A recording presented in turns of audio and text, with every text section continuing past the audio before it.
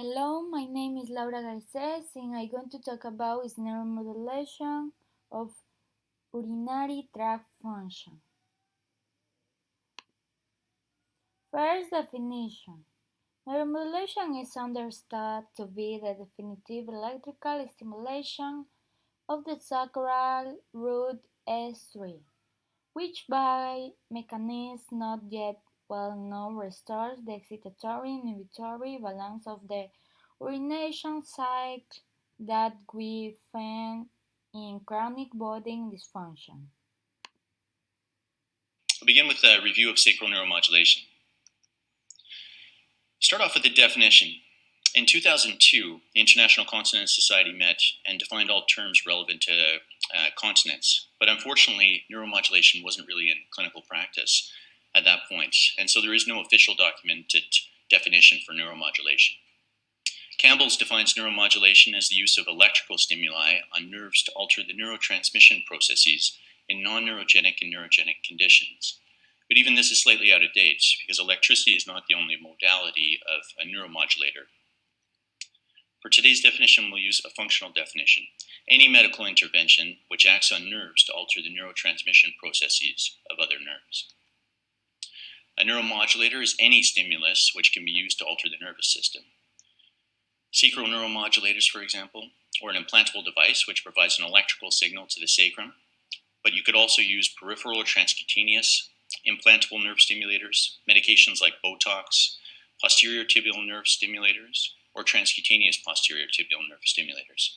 Today I'll focus on sacral neuromodulators, and in a couple of weeks Dr. Stuthers in her talk will address the posterior tibial nerve stimulation as an adjunct.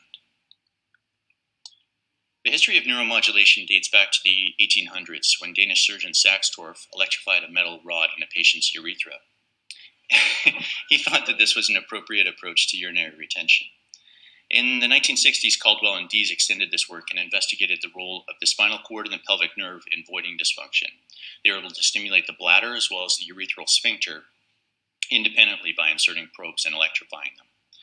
In the 80s, Tenango and Schmidt extended this work further, and they attempted to create a bladder pacemaker in dogs. They were attempting to address the problem of voiding dysfunction in spinal cord injury patients.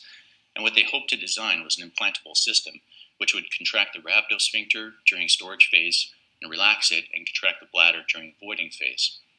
But in order to get to decouple the two, they had to perform a rhizotomy, or sacral section the sacral nerves. Obviously, this has impact for voiding dysfunction, sexual dysfunction, as well as fecal function. So it didn't really make it into clinical practice. But Application in medicine.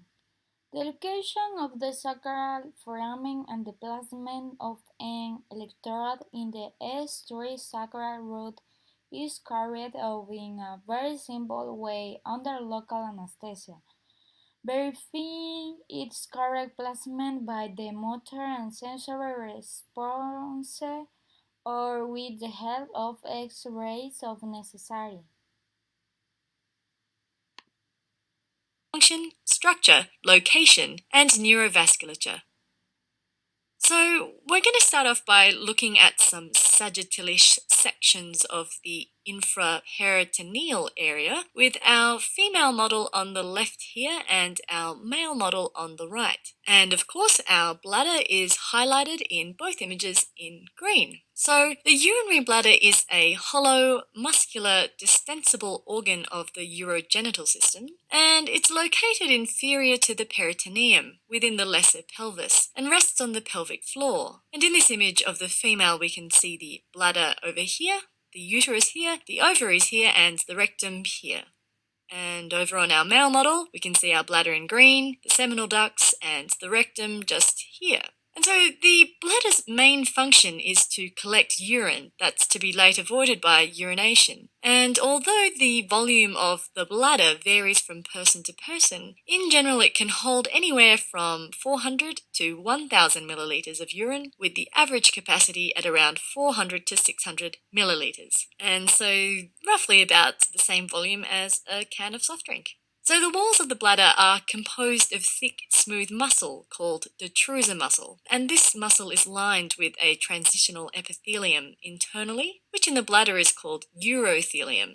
And urothelium is a little bit special as it also lines the ureters and parts of the ureter and is also known for its high elasticity. So the body of the urinary bladder, shown here in a male pelvis on top and in a female pelvis below, is the portion of the bladder situated between the fundus and the apex. And the fundus being the inferior posterior surface or base, while the apex is the anterior aspect, which is located towards the pubic symphysis. So this, of course, is a coronal section of the bladder, but if we were to imagine a sagittal section, then the apex would be up front closest to us, coming out of the screen, near the pubic symphysis, and the fundus would be out the back going into the screen. Urine that comes into the bladder from the kidneys via the ureters is collected in the body of the bladder, and as the bladder fills with urine, it takes an ovoid shape and extends towards the anterior abdominal wall within the greater pelvis. The fundus of the bladder is the inferior part of the posterior wall, or the base of the bladder. And again, we're looking at a coronal section, but just imagine the green section just pointing out into the computer out back. And in males, the fundus is closely related to the anterior wall of the rectum, while in females, the fundus is closely related to the anterior wall of the vagina. And the fundus contains the trigone of the bladder, which we're going to talk about in the next slide.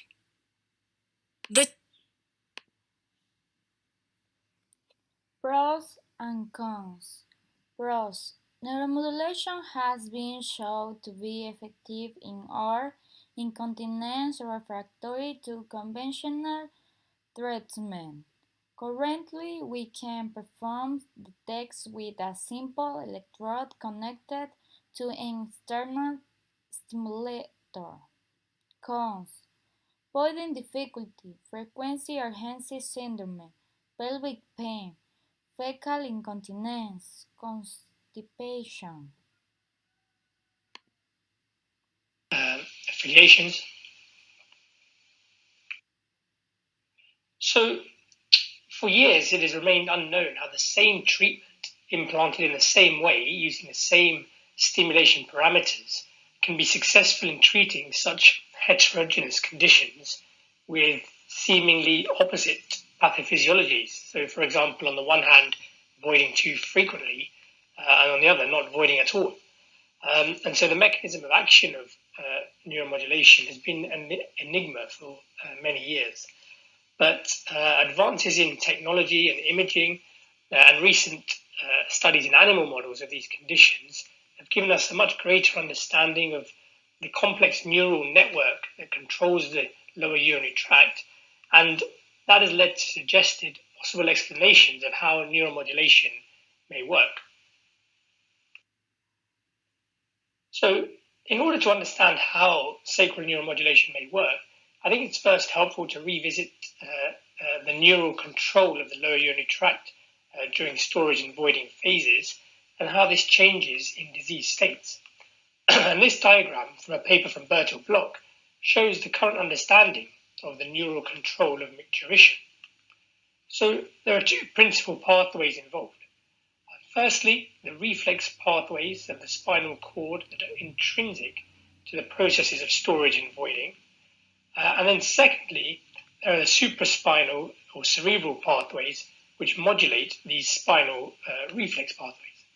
So during the micturition cycle, continence is achieved by the guarding reflex, which consists of information from the bladder and urethra being transmitted through afferent A delta fibers via the pelvic nerves to the sacral spinal interneurons, which then stimulate sympathetic outflow in the hypogastric nerve, resulting in relaxation of the bladder smooth muscle, inhibition of parasympathetic activity on the bladder, and contraction of the outlet.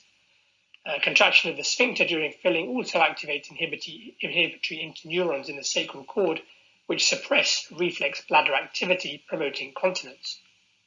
So this is all under autonomic involuntary control. But at the same time, information is also passed to the pontine micturition center, the periaqueductal gray, and higher areas in the forebrain, which control the periaqueductal gray and the pontine micturition center, and are responsible for the voluntary control of allowing voiding at a socially convenient time.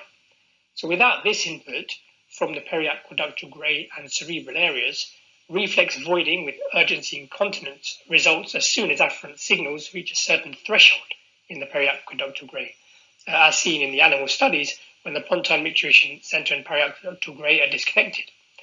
So that suggests that there's a tonic inhibition of the periaqueductal gray input to the pontine micturition center during the storage phase.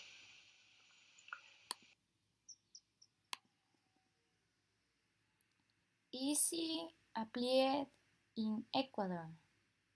In Ecuador, neurostimulation, also known as SARS, sacral anterior root stimulation, has had a period of extension in recent years, in such a way that it has gone from being an alternative considered as experimental a short time to an alternative that we must offer to patients who suffer from chronic body dysfunction, both frequent feeding urgency and or incontinence, as well as emptying with increased in the absence of obstruction when conservative therapeutic alternatives have failed and